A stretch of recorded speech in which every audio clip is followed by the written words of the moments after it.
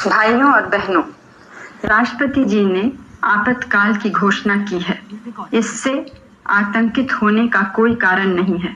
आप सभी गहरे और व्यापक षड्यंत्र से अवगत होंगे जो उस समय से रचा जा रहा है। Hi everyone. तो आज हम बात करेंगे राष्ट्रपति शासन पर।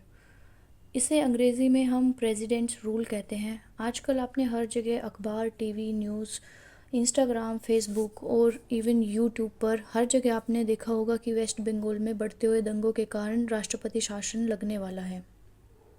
इससे पहले त्रिपुरा, मणिपुर, यूपी और बहुत सारी जगहों पर राष्ट्रपति शासन लग भी चुका है।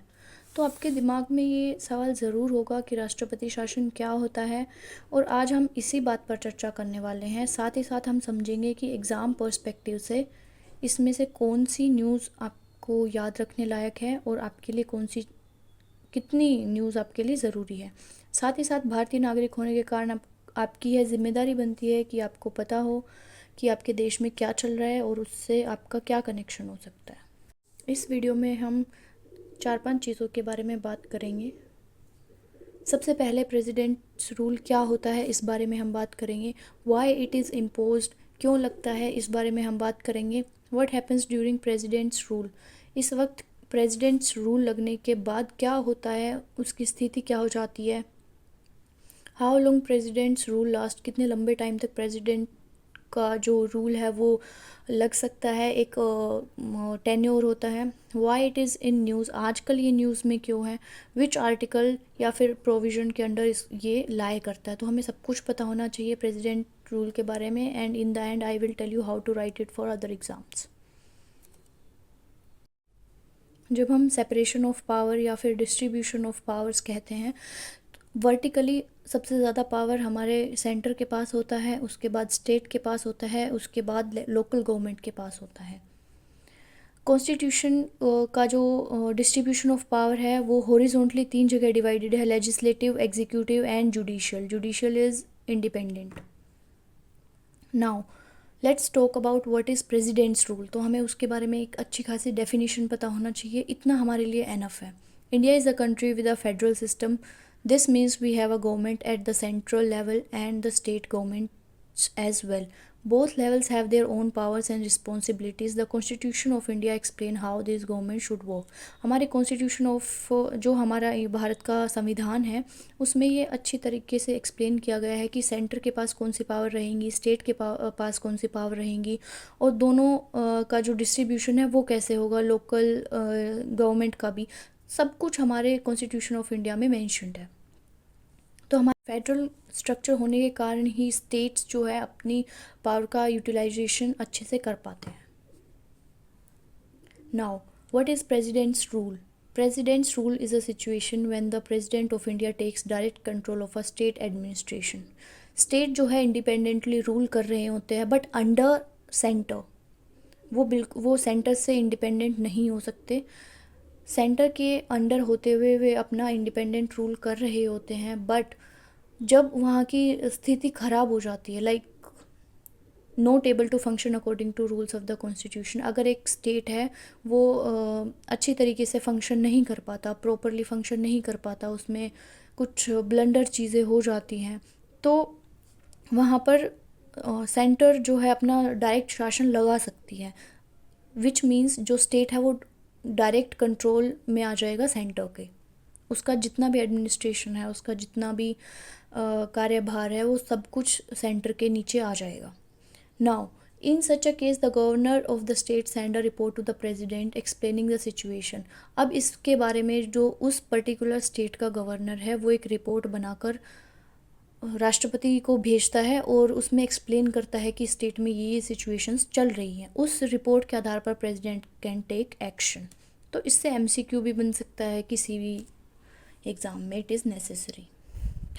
Y is president's rule imposed, क्यों लगाया जाता है, इसके कुछ कुछ रीजंस हो सकते हैं, जैसे no clear majority after elections, if no political parties get a majority and no one can form a stable government, तो भी वहाँ पर प्रेसिडेंट रूल लगाया जा सकता है। गवर्नमेंट कोलैप्स, गवर्नमेंट वहाँ की कोलैप्स हो जाती है, सपोर्ट जनता का खो जाता है, या फिर कोई other group is ready to take over. Constitution not followed, किसी स्टेट गवर्नमेंट में कॉन्स्टिट्यूशन फॉलो नहीं हो पा रहा है या फिर किसी भी परिस्थिति की वजह से वहाँ पर प्रॉपर फंक्शन नहीं कर पा रहे हैं, तो भी प्रेसिडेंट रूल लगाया जा सकता है। Law and order problem, if there is violence, chaos और serious law and order problem in the state, जैसे कि अभी वेस्ट बंगाल में चल रही है। वक्फ बिल अमेंडमेंट के ओपोजिशन में जो बहुत सारे प्रोटेस्ट चल रहे हैं, उसकी वजह से वहाँ पर बहुत सीवियर वायलेंस चल रही है, जिसके चलते प्रेसिडेंट रूल लगाने की मांग की जा रही है, इसीलिए आज हम इसको पढ़ रहे हैं। What happens during presidents rule, होता क्या है जब किसी स्टेट में प्रेसिडेंट रूल लगा दिया जाता है। The state assembly is either dissolved और सस्पेंडेड, जो वहाँ की स्टेट असेंबली होती है या तो उसको भंग कर दिया जाता है या उसको कुछ समय के लिए सस्पेंड कर दिया जाता है। The governor runs the state with the help of president, तो अब उसका नया रूलर कौन बन जाता है, एक तरीके से गवर्नर बन जाता है, और प्रेसिडेंट की हेल्प से अब गवर्नर जो है वो स्टेट को रन करता है। The central government through the president takes over the responsibilities of the state government, जो सेंट्रल गवर्नमेंट है अब वो स्टेट की रिस्पॉन्सिबिलिटी ले लेते हैं। The state council of ministers and the chief minister are removed from the power, इन लोगों को, जो कि वहाँ की एग्जीक्यूटिव बॉडी है, वहाँ से पावर से हटा दिया जाता है। However it is important to remember that this is usually a temporary arrangement, temporary तौर पे इसको अरेंज किया जाता है। How long can president's rule last. At first president rule can be applied for 6 month, 6 महीने के लिए लगाया जा सकता है। Extended every 6 months with the approval of parliament, 6 महीने के बाद भी इसको एक्सटेंड किया जा सकता है अगर स्थिति में कोई परिवर्तन नहीं है तो। It can not continue for more than 3 year, 3 साल से ज़्यादा हम इसको नहीं लगा सकते, एक्सेप्ट इन स्पेशल सिचुएशंस, कोई स्पेशल सिचुएशन है उसमें हम 3 सालों से ज़्यादा भी इसको लगा सकते हैं। Which article deals with president rule, so you can read Article 356 of the Constitution, which is based on Section 93 of the Government of India Act 1935. Article 356 जो है इसकी रिस्पॉन्सिबिलिटी रहता है, और इसी में ही प्रेसिडेंट को ये पावर दी गई है कि वो प्रेसिडेंट रूल लगा सकता है। According to 356 article, president's rule can be imposed on any states, ये उसकी कंप्लीट डेफिनेशन है आर्टिकल 356 की। इसे हम स्टेट इमरजेंसी और कॉन्स्टिट्यूशनल इमरजेंसी भी कहते हैं।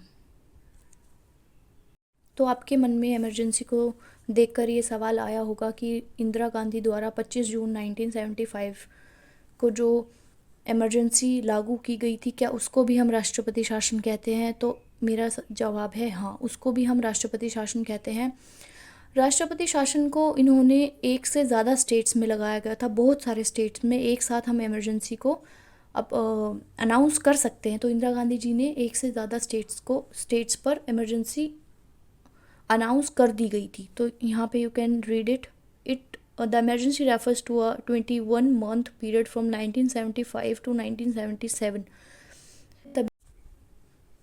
तो 21 महीनों के लिए इंदिरा गांधी जी ने राष्ट्रपति शासन को लागू किया था, क्योंकि पूरे देश में ही इंटरनल डिस्टर्बेंस चल रही थी, जिसके बहुत सारे रीजंस थे। ये न्यूज़पेपर की हेडिंग्स हैं जहाँ पर हमें इमरजेंसी के बारे में पता चलता है। अब हमारा मेन क्वेश्चन है कि how to write this question on the behalf of this topic. तो इस टॉपिक पे क्वेश्चन ऐसे तो आएगा नहीं, what is president rule, give your opinion, this that, इस तरीके से क्वेश्चन आ सकता है। President's rule is often criticized for weakening the principle of cooperative federalism, do you agree. तो इस क्वेश्चन को हम लिखेंगे कैसे, इसमें 2 मेन कीवर्ड्स हैं। एक तो है प्रेसिडेंट्स रूल, आपको इसके बारे में पता होना चाहिए कि ये क्या है।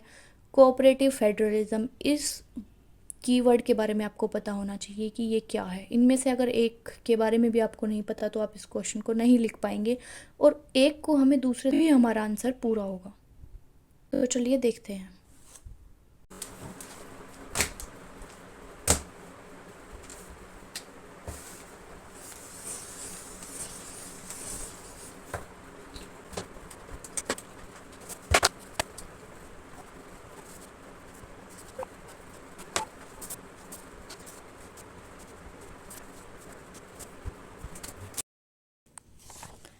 जिस क्वेश्चन में पूछा जाता है डू यू अग्री या फिर डू यू नॉट अग्री, तो सबसे पहले हमें उसको येस और नो में डिफ़ाइन करना पड़ता है। उसके बाद हम अपने दोनों कीवर्ड्स जो कि president rule and cooperative federalism है, दोनों को एक्सप्लेन करेंगे वन बाय वन करके। उसके बाद हम अपने पॉइंट को प्रूव करने के लिए 4-5 काउंटर पॉइंट्स देंगे। उसके बाद हमें, अगर हमारे पास कोई फैक्ट है, डेटा है या कुछ पुराना आर्टिकल हमें याद आ रहा है इस मोमेंट पे, या कोई केस याद आ रहा है, उसको हम ऐड कर सकते हैं। 4 to 5 points are necessary to write here.